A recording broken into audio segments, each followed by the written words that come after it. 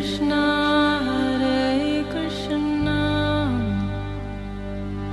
Krishna Krishna Hare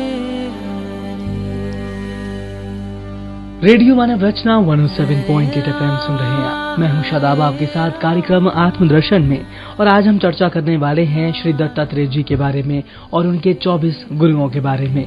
इसी विषय पर चर्चा करने के लिए हमारे साथ स्टूडियो में मौजूद हैं हर बार की तरह राग लेखा दासी जी, चरण आश्रित श्री श्री मद भक्ति वेदांत नारायण गोस्वामी महाराज जी की शिष्या।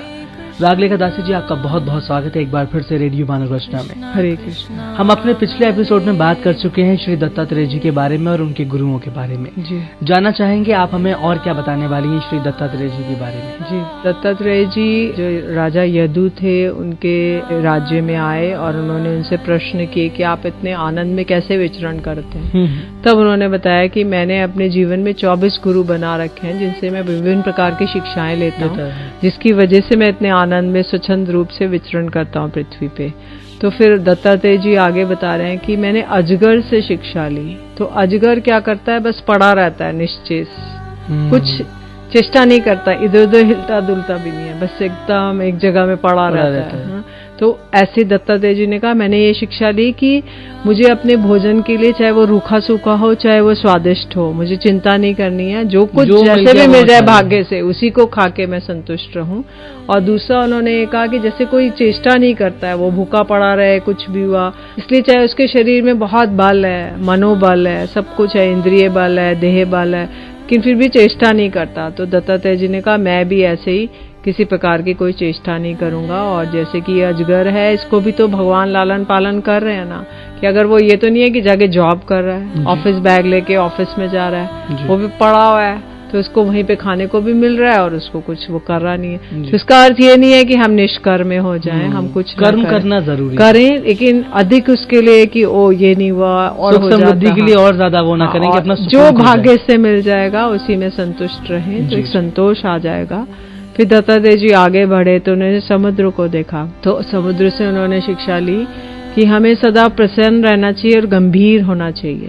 तो जैसे कि समुद्र अथाह अपार है, असीम है, तो उसी तरह से उसको कोई शोभ नहीं होता, चाहे उसमें ज्वार आए, भाटा आए, तरंगायित हो जाए, लेकिन फिर भी वो उसको कोई अंतर नहीं पड़ता है। तो ऐसे ही हमें भी, जैसे वर्षा काल में क्या होता है कि बहुत सारी नदियों में बाढ़ आ जाती है और वो समुद्र की ओर, क्योंकि नदियां सारी समुद्र की पत्नियां हैं, तो समुद्र की ओर आती हैं, उनमें मिल जाती हैं। तो ग्रीष्म काल में समुद्र घटता नहीं है और वर्षा काल में समुद्र बढ़ता नहीं है। तो ऐसे ही हमें सांसारिक पदार्थ प्राप्त करके ना तो प्रफुल्लित होना चाहिए और ना ही हमें उनके घटने से उदास होना चाहिए। ये नहीं कि ओ मेरी लॉटरी निकल गई तो बहुत आनंद के मारे उछलने लगे, और मेरा धन नष्ट हो गया, मेरे आग लग गई, करने लगे, तो इतना शोक हो गया कि बस सब कुछ भूल गए।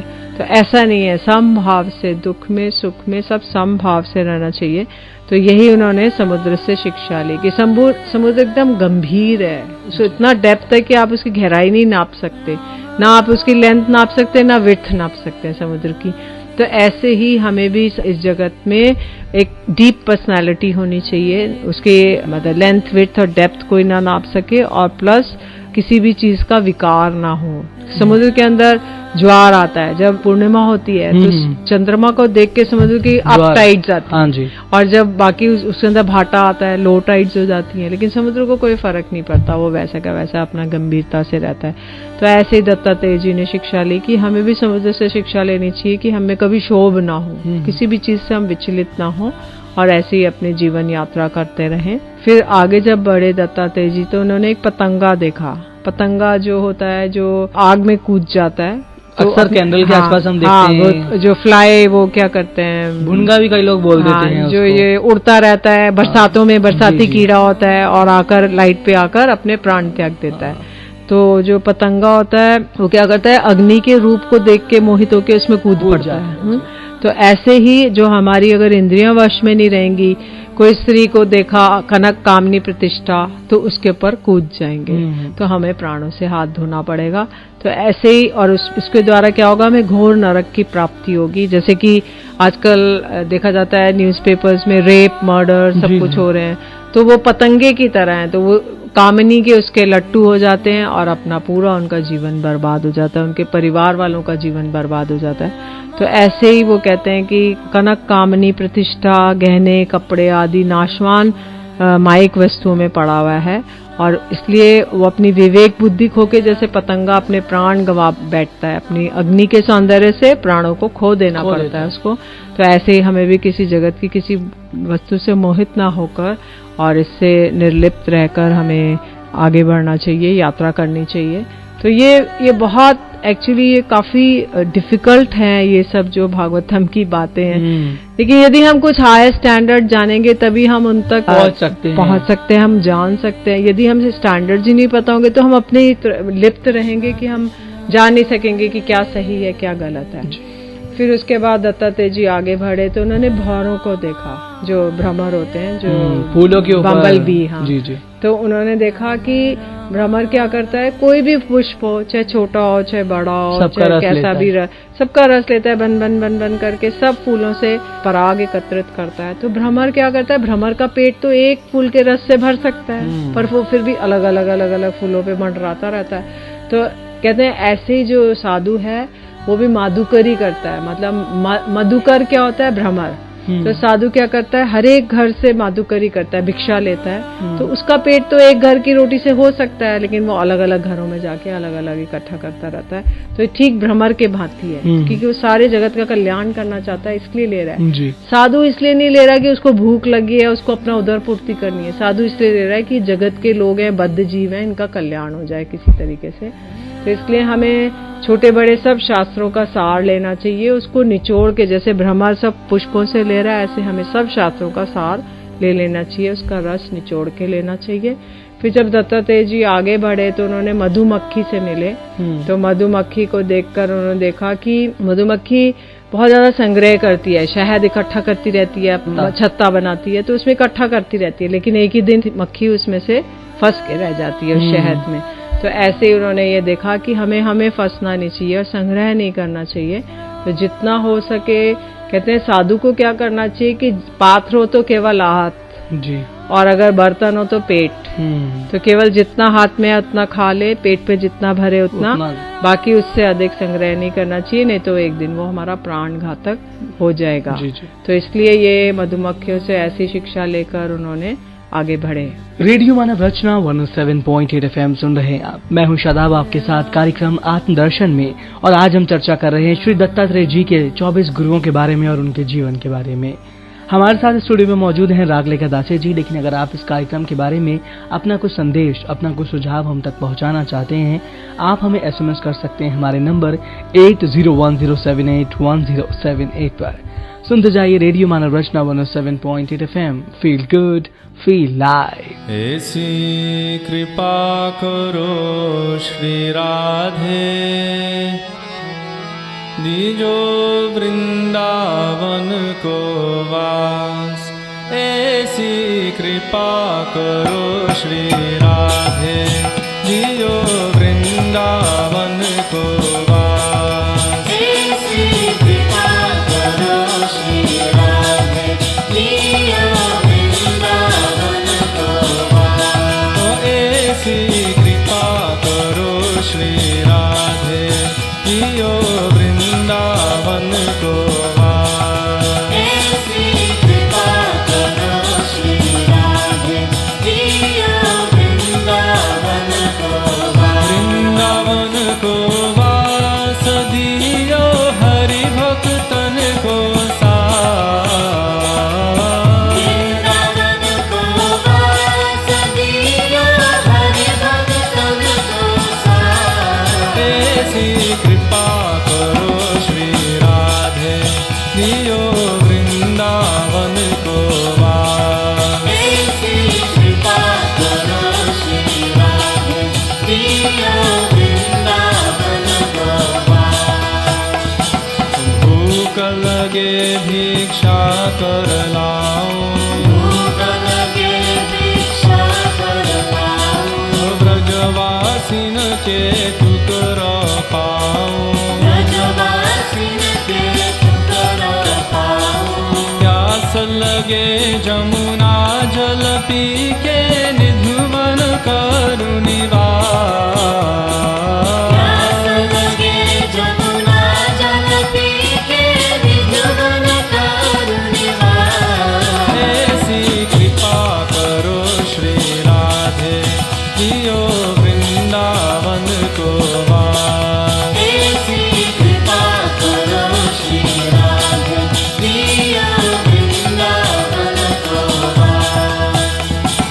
गोवर्धन परिक्रमा लगाऊं, गोवर्धन परिक्रमा लगाऊं, मानस गंगा प्रेम से नहाऊं, मानस गंगा प्रेम से नहाऊं। राधा कुंड और कृष्ण कुंड में नित्य करूं स्नान। राधा कुंड और कृष्ण कुंड में नित्य करूं स्नान। ऐसी कृपा करो श्री राधे दियो वृंदावन को वास। ऐसी कृपा करो श्री राधे दियो वृंदावन को वास। ओ नंद गाँव बरसाने जाऊं, नंदगांव बरसाने जाऊं, ओ राधे जी के दर्शन पाऊं। राधे जी के दर्शन पाऊं। गहवर वन परिक्रमा लगाऊं, गहवर वन परिक्रमा लगाऊं, दान कुटी और मान कुटी पे देखूं रास लीला। दानकुटी और मानकुटी पे देखूं रास लीला। ऐसी कृपा करो श्री राधे दियो वृंदावन को वास। ऐसी कृपा करो श्री राधे दियो वृंदावन को वास।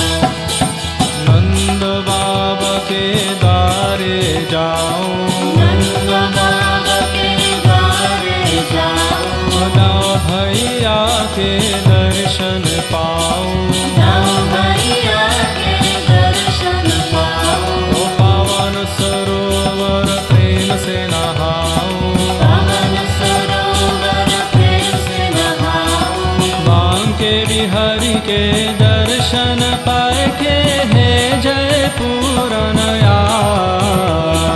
बांके बिहारी के दर्शन पाए के हे जय पूरनया। ऐसी कृपा करो श्री राधे दियो वृंदावन को वास। ऐसी कृपा करो श्री राधे दियो वृंदावन को वास। वृंदावन को वास दियो हरि भक्तन को साथ। वृंदावन को वास दियो हरि भक्तन को साथ। ऐसी कृपा करो श्री राधे दियो वृंदावन को वास। ऐसी कृपा करो श्री राधे दियो वृंदावन को वास। ओ ऐसी कृपा करो श्री राधे दियो वृंदावन को वास। ऐसी कृपा करो श्री राधे दियो वृंदावन को वास। हरे कृष्णा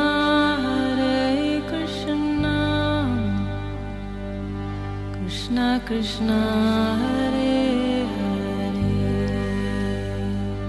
रेडियो मानव रचना 107.8 FM सुन रहे हैं आप। मैं हूं शादाब आपके साथ कार्यक्रम आत्मदर्शन में, और आज हमारे साथ स्टूडियो में मौजूद हैं राग लेखा दासी जी, चरण आश्रित श्री श्री मद भक्ति वेदांत नारायण गोस्वामी महाराज जी की शिष्या, और चर्चा कर रहे हैं हम श्री दत्तात्रेय जी के जीवन के बारे में और उनके 24 गुरुओं के बारे में। जान से पहले रागलेखा दासी जी, आपने बताया था कि जिस तरह से एक मधुमक्खी अपना शहद इकट्ठा करती है अपने पूरे जीवन में, और एक दिन वो उसी में फंसकर मर जाती है, प्राण त्याग देती है, इसके आगे क्या कहना चाहेंगे आप?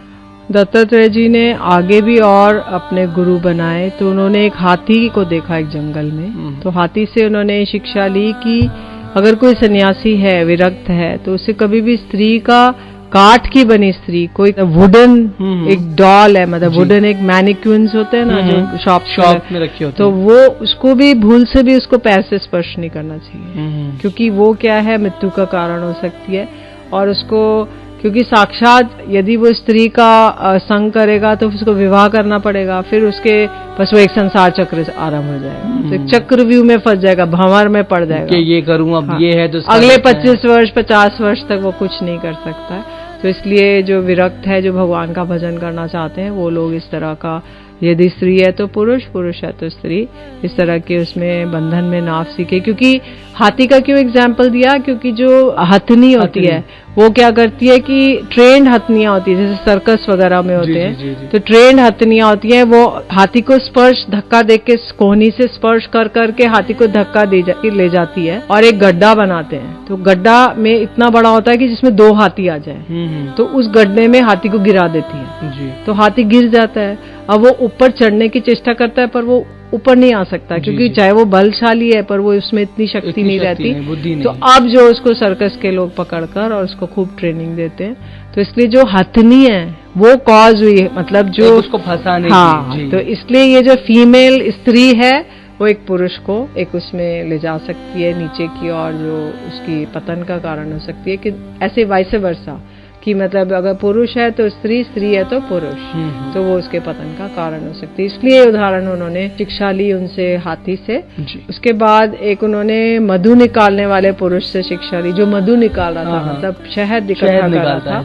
तो उसमें बोला कि इस संसार में क्या होता है कि जो लोभी पुरुष हैं वो बड़ी कठिनाई से धन का संचय करते हैं, कठिनाई से धन को इकट्ठा करते हैं, तो ना तो वो किसी को दान में देते हैं, ना स्वयं ही उसको यूज करते हैं। तो इससे क्या होता है, जैसे मधु निकालने वाला मधुमक्खियों द्वारा संचित रस को निकाल ले जाता है, वैसे ही उसका संचित धन उसकी टोर रखने वाले कोई दूसरा पुरुष ही भोगता है। तो अब जैसे मधुमक्खी तो खूब इकट्ठा करती है, लेकिन कोई और पुरुष शहद कोई और लेता है, खाता, उपभोग कोई और करता है। तो ऐसे इस जगत में है कि वो इकट्ठा करते हैं धन संचय हमारा अपने लिए, या अपने ऊपर भी खर्चा नहीं कर रहे, ना और किसी पे कर रहे, ना दान दे, लेकिन उसका लाभ लेते हैं, या तो उसके पुत्र या पौत्र या अन्य कोई रिश्तेदार जी। तो इसलिए ये मधु निकालने वाले से शिक्षा ली कि हमें ऐसे नहीं करना चाहिए, अपने लिए नहीं, हमें परमार्थ के लिए उन्नति करनी चाहिए, उसी के लिए चिंता करनी चाहिए।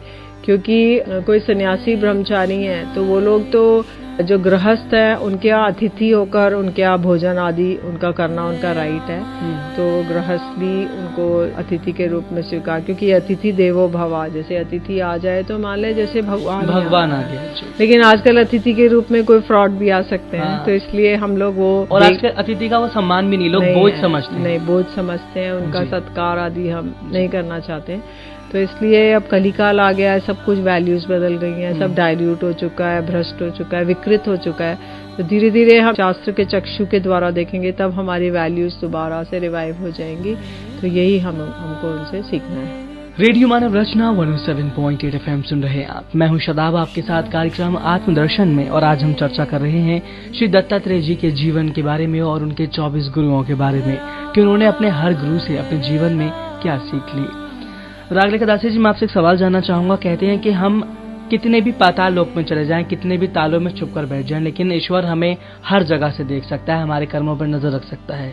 ये सारी चीजें हम जानते हैं, लेकिन उसके बावजूद भी आज इस जगत में देखा जाता है हर कोई एक दूसरे की बुराई करने में लगा हुआ है, हर इंसान एक दूसरे को नीचा दिखाने में लगा हुआ है, हर इंसान चाहता है कि मैं खुद आगे बढ़ जाऊं और दूसरे को नीचा कर दूं। तो भगवान से किस तरह से डरा जाए, क्योंकि हम सीख तो जानते हैं लेकिन उस पर इम्प्लीमेंट नहीं कर पाते। जी देखिए, यदि हम जानेंगे कि हमारा जो भी कुछ हम कर रहे हैं, ये शरीर जिसमें हम 24/7 रहते हैं, 24 घंटे 7 दिन रहते हैं, तो ये शरीर तो एक दिन हमें छोड़ना पड़ेगा। हम इसका एक केश ले जाएंगे, बिल्कुल एक नख ले जाएंगे, कुछ भी हम इसकी छोटी सी चीज जो भी हमने अपने कपड़े लेके चले जाएं, या जूते लेके चले जाएं, या जो हमें घर इतना प्यारा है, या और कोई वस्तु लेके चले जाएंगे, कुछ भी नहीं ले जा सकते। तो फिर हमें हर समय ये याद रखना पड़ेगा कि हम लोग, ये शरीर नाशवान है और हम इस नश्वर संसार में है। केवल जो यहाँ पे चेतन वस्तु है वो है आत्मा जी। तो हम आत्मा के उत्थान के लिए कार्य करें तो एक नित्य उसके और वस्तु की ओर हम बढ़ेंगे, और हमारा सब समय और सब उसकी यूटिलिटी हो सकती है। और यदि हम आत्मा के उसके लिए और नहीं बढ़े तो हम एक अनश्वर वस्तु की ओर बढ़ते रहेंगे और एक दिन हमारा नाश हो जाएगा। तो इसलिए यही रखना है कि जो भी कुछ हम इस संसार, इस प्रपंच में करते हैं, भगवान तो साक्षी हैं। भगवान हमारे हृदय में भी बैठे हैं परमात्मा रूप में, और भगवान कण कण में है, तो वो साक्षी हैं। यदि कोई एक व्यक्ति है वो जंगल में जाकर किसी का मर्डर करता है, सोचता है यहाँ तो मुझे कोई नहीं देख रहा है, लेकिन भगवान क्या, वो जो आकाश है वो साक्षी है, वो जो वायु है वो साक्षी है, पृथ्वी साक्षी है, और कितने जो पेड़ पौधे वो सब क्या वो बताएंगे नहीं कि इसने ऐसा कार्य किया था। तो इसलिए हमें कोई भी बुरा कार्य करने से पहले सोचना पड़ेगा कि हम इसको, अभी तो हमें लाभ होगा टेम्परेरी, ये अभी सुखप्रद है, मैंने अचीव कर लिया, लेकिन फिर उसके बाद दुखप्रद हो जाएगा। और भगवान की ओर लगेंगे तो वो देखने में लगेगा बड़ा दुखप्रद है, हमें बड़ा कष्ट हो रहा है, सुबह उठ रहे हैं, कर रहे हैं, कुछ कर रहे हैं, भगवान के लिए कुछ नाम कर रहे हैं, लेकिन बाद में उसका रिजल्ट सुखप्रद है। तो हमें एक ऐसे इटर्नल चीज के और जाना चाहिए जो पास्ट, प्रेजेंट, फ्यूचर हमेशा हमारे साथ रहेगी। वो एक ऐसी संपत्ति होगी, एक ऐसी एफडी होगी जो कभी नष्ट नहीं होगी। और एफडी तो आप अभी पैसा आप ड्रॉ करेंगे तो खत्म हो जाएगी एफडी, लेकिन ये नाम रूपी संपत्ति जो हम हरे कृष्णा कृष्ण कृष्ण हरे हरे, हरे राम राम राम हरे हरे, इससे जो एफडी बनाते हैं वो कभी भी हम कैश कर सकते हैं किसी भी जन्म में। जी, जरूरी नहीं है हम अभी इसी जन्म में, पर हम इसको कलेक्ट तो करें। बिल्कुल, तो कलेक्ट नहीं करेंगे तो एफडी बनेगी नहीं। कहा जाता है कि बूंद बूंद से समंदर भरता है, शुरुआत अगर हम अभी से करेंगे तो शायद हमारा ये जन्म और आने वाले और भी जन्म धन्य हो जाएंगे। तो हमारी बनता रहेगा और इकट्ठा होता रहेगा, कभी नष्ट नहीं होगा किसी भी तरीके से। ना कोई चोर ले जा सकता है, ना कोई इसको जला सकते हैं, ना कुछ भी कर सकते हैं। रेडियो मानव रचना 107.8 FM सुन रहे हैं आप। मैं हूं शादाब, आपके साथ कार्यक्रम आत्मदर्शन में, और आज हम बात कर रहे हैं श्री दत्तात्रेय जी के 24 गुरुओं के बारे में। यहाँ लेंगे एक छोटा सा ब्रेक, और ब्रेक के बाद जानेंगे एक आखिरी सवाल। सुनते रहिए radio Manav Rachna 107.8 FM। Feel good, feel live. Radha Rani की जय, महारानी की जय, राधा रानी की जय, महारानी की जय। बोलो बरसाने वारी की जय जय जय, बोलो बरसाने वारी की जय जय जय। राधा रानी की जय, महारानी की जय, राधा रानी की जय, महारानी की जय।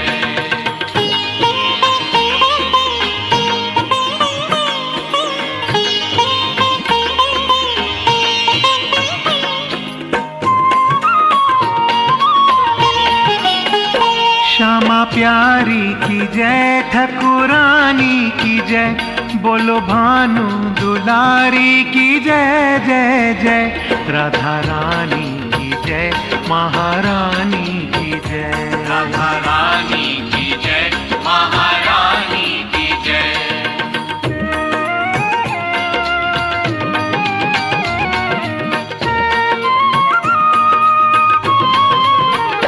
प्राण प्यारी की जय, सुकुमारी की जय, बोलो मन मोहनी की जय जय जय। राधा रानी की जय, महारानी की जय, राधा रानी की जय, महारानी की जय।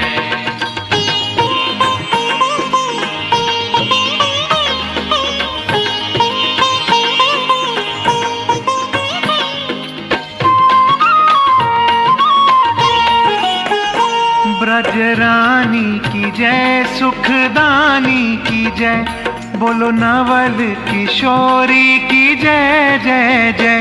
राधा रानी की जय, महारानी की जय, राधा रानी की जय, महारानी की जय।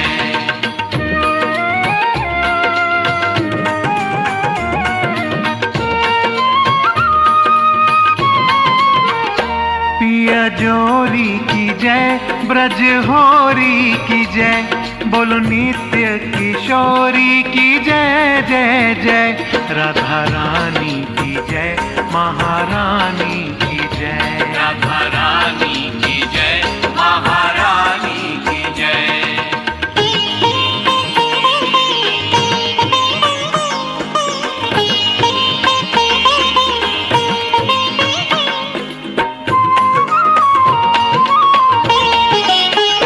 श्यामा गौरी की जय, बोलो लाडली श्यामा की जय जय जय। राधा रानी की जय, महारानी की जय। राधा रानी की जय, महारानी की जय।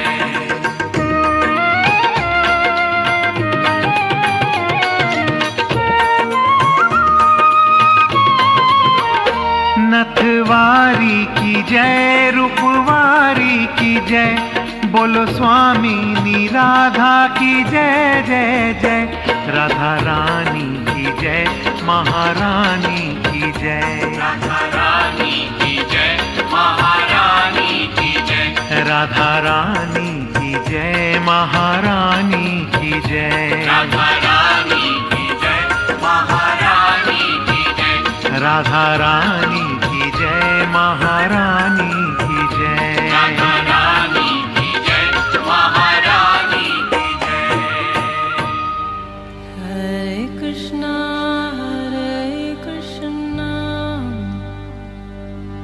Krishna Krishna, Hare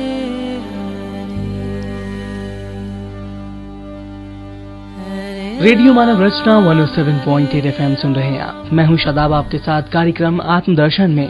और ब्रेक पे जाने से पहले हमने दत्तात्रेय जी के जीवन के बारे में, उनकी सीख के बारे में और उन्होंने किस तरह से अपने 24 गुरुओं से जीवन में बहुत सारी चीजें सीखी, इसकी चर्चा की। और इसी चर्चा पर हमारा साथ देने के लिए स्टूडियो में मौजूद हैं रागलेखा दासी जी। आपका एक बार फिर से बहुत बहुत स्वागत है कार्यक्रम आत्मदर्शन में। हरे कृष्ण। रागलेखा दासी जी, हम सब जानते हैं जीवन में, और हम अपने इस वाले प्रोग्राम में बहुत बार चर्चा भी कर चुके हैं कि जीवन जो है वो नश्वर है। यानी इस भौतिक जगत में कोई भी चीज हमें मिली, इनफैक्ट हमारे बाल हैं, हमारी त्वचा है, हमारे दांत हैं, हमारी आंखें हैं, ये शरीर हमें सब नष्ट करके जाना है। हम कोई चीज अपने साथ नहीं ले जाएंगे, सब जला दिया जाएगा, सब जला दिया जाएगा। लेकिन कहीं ना कहीं लोग ये सच्चाई जानने के बावजूद भी आजकल मैं और मेरा से बाहर नहीं निकल पा रहे हैं। देखा जाता है किसी के घर पे आप किसी के सोफे पे जाकर बैठ गए तो ये कहता है ये तो मेरा सोफा था, इस पे जाकर क्यों बैठे, ये मेरी जगह थी, ये मेरा गिलास था, तुमने क्यों इस्तेमाल मेरा किया? इतना एक्सपेंसिव वो ये था, मेरा एक्सपेंसिव था, तुमने इसको तोड़ दिया। इसको मैं और मेरा रहता है हमेशा। जब हमें पता ही है कि जीवन में हमें कुछ अपने साथ लेकर ही नहीं जाना है, तो हम किस तरह से मैं और मेरा पर विजय पाए? देखिए, मैं और मेरा हमें इसलिए आता है क्योंकि माया देवी से द्वारा हम अच्छा देते हैं। तो हमारा जो मूल स्वरूप है वो आत्मा का है, और वो है जीवेर स्वरूप और नित्य कृष्णदास कृष्ण तटस्था शक्ति भेदा भेद प्रकाश, कि हम लोग भगवान के दास दासी हैं। तो हम चाहे एक चिड़िया है, चाहे एक मछली है, चाहे कोई कीड़ा है, कीड़ी है, चींटी है, वो सब भी दास दासी हैं।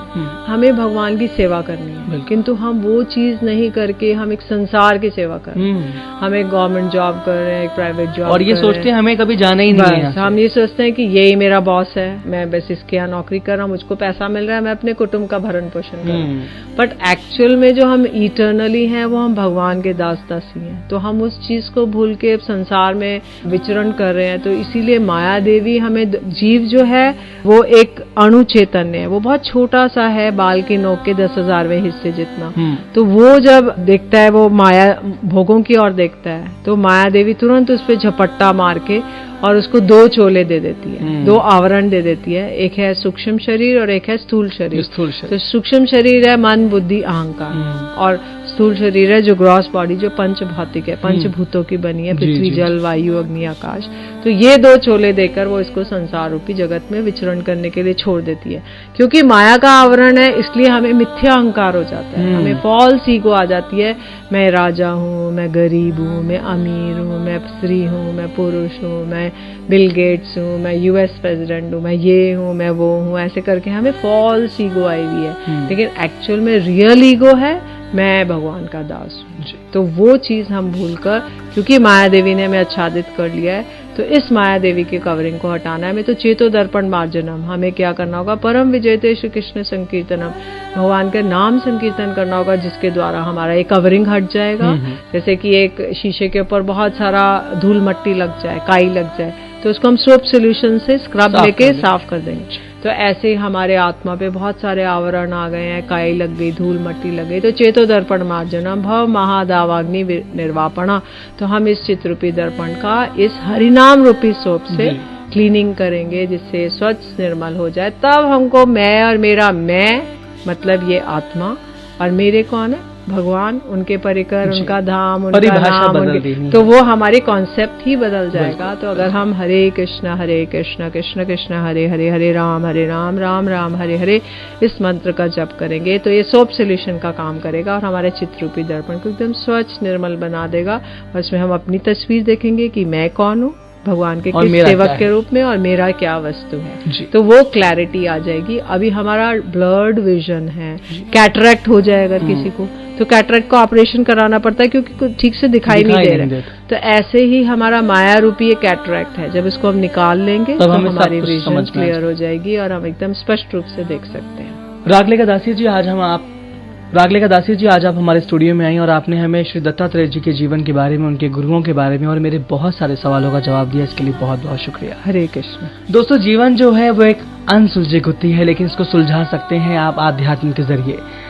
आप गोरे हैं या आप काले हैं, आपके छोटे बाल हैं या आपके बड़े बाल हैं, आप बहुत सुंदर हैं या आप कुरूप हैं, लेकिन आप कुछ भी नहीं हैं। अगर आप अपने जीवन में मैं और मेरा लक्ष्य जो है इसकी परिभाषा बदल दें तो शायद आपके जीवन में जो आज चिंताएं हैं, जो आपके जीवन का पतन की ओर आपको लेकर जा रही हैं, शायद वो जिंदगी जीने के कुछ पल आपको दे दे। इन्हीं बातों के साथ मुझे दीजिए इजाजत और सुनते रहिए रेडियो मानव रचना 107.8 FM पर आने वाले और भी प्रोग्राम्स को। Feel good, feel live, feel live, feel live, feel live.